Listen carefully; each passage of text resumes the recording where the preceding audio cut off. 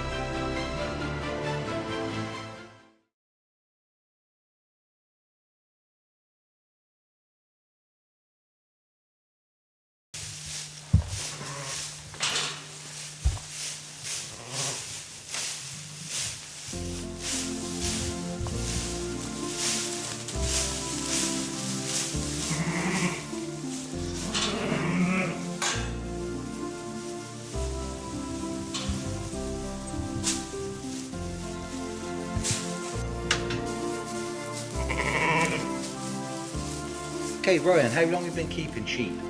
Cool. I've been keeping sheep, this breed or for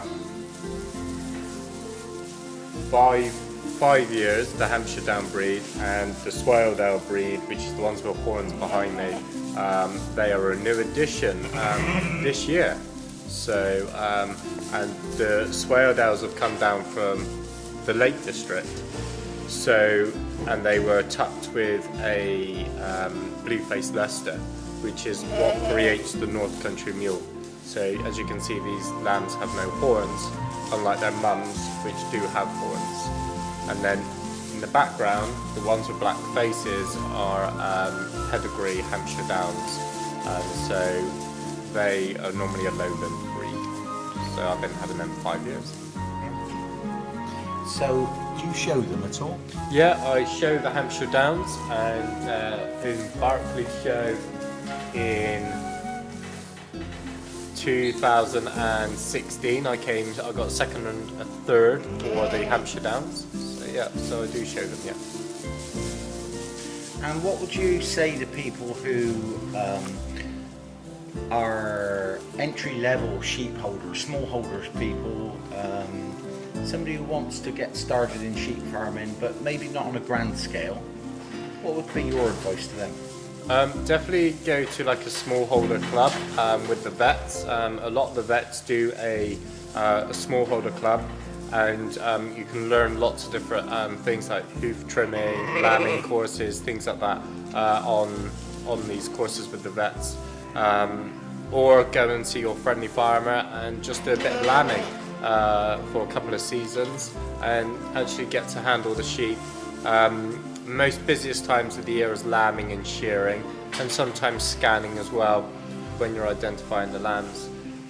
So always go and see some local farmers and look at the types of breeds you want, because there'll be some breeds which would be good for beginners and some breeds which are not good for beginners.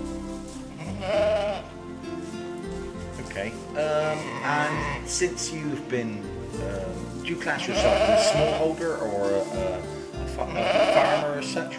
Or? So I class myself as a smallholder only because I've got a full-time job and all of my holidays revolve around the sheep. So if I want to go to a show, I have to take holiday, and lambing also I have to take annual leave as well.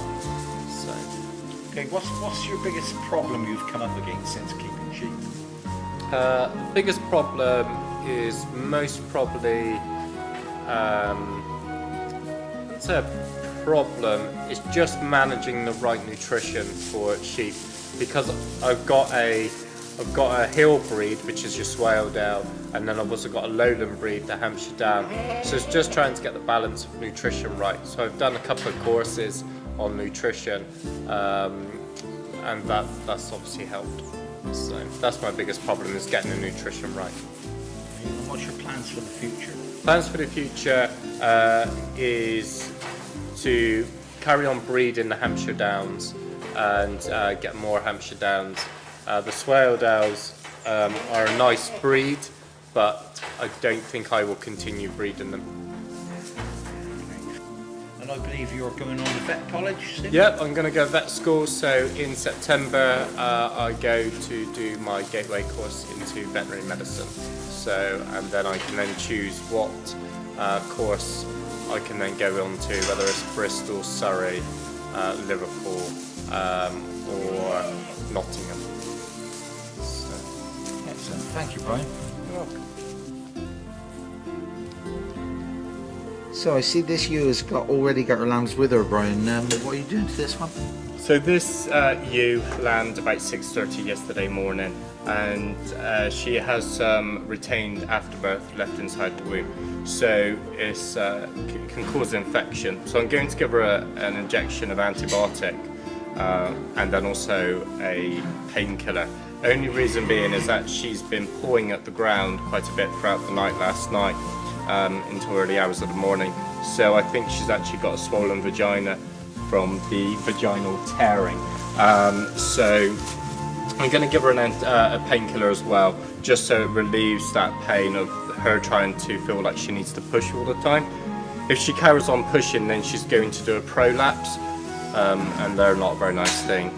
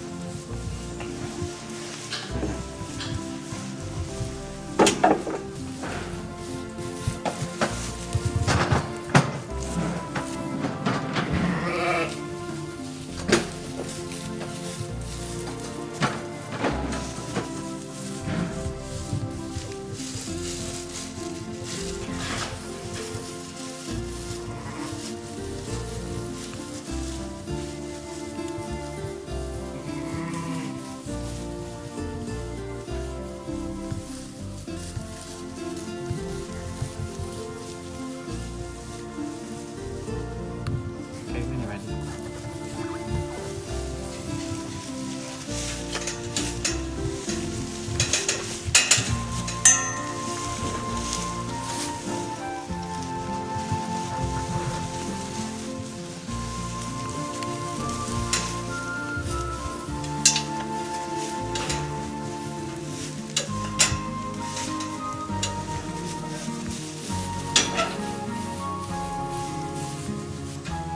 Okay, so following on from the question earlier of why have I got to give her an antibiotic and painkiller, is because she has the retained afterbirth. So I need to do a vaginal examination. So I'm just going to go in and just see how well the cervix are closing down and how much of a afterbirth is left in her. And I'll also do a womb examination as well. Plenty of lube. Okay, so cervix are closed down. I can only get 4 fingers into her vulva and into her womb, and she does have a little bit of afterbirth left. So I can tell that by the sponginess of putting my fingers in. It was a close call to either get a vet out, or I did speak to the vet yesterday and they told us to give the antibiotic and the painkiller. So that's what I'm going to do now.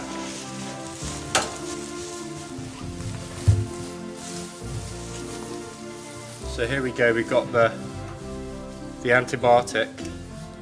The antibiotic is an intramuscular injection, it's called Betamox, and it's 1 ml for every 10 kilograms.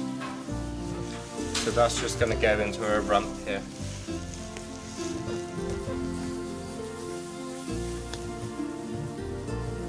Sharp scratch.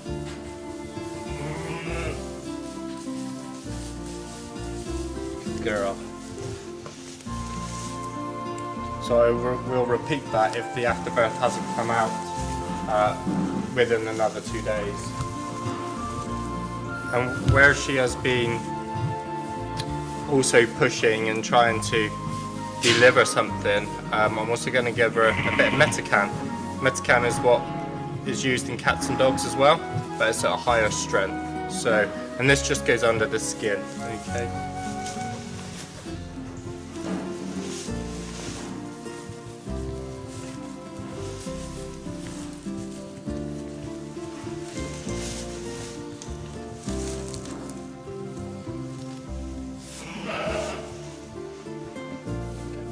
So when a lamb is born, they will need their colostrum, and inside the ew's teats, there's only 2 teats that a ewe has, unlike a cow where there is 4. The end of the teat has got like a little wax plug in, so you would need to unblock that teat. So I'm just going to have a little look, see how much milk she's producing. So the colostrum is like the baby's first ever drink, so it's like all their nutrients and antibodies. So I'm just going to milk her like I would milk a cow.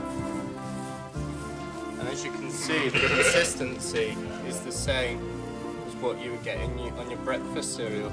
So it's nice and white, and it'll be nice and creamy. It doesn't taste very nice though. So, and I would just check both teats as well to make sure that they're producing exactly the same amount.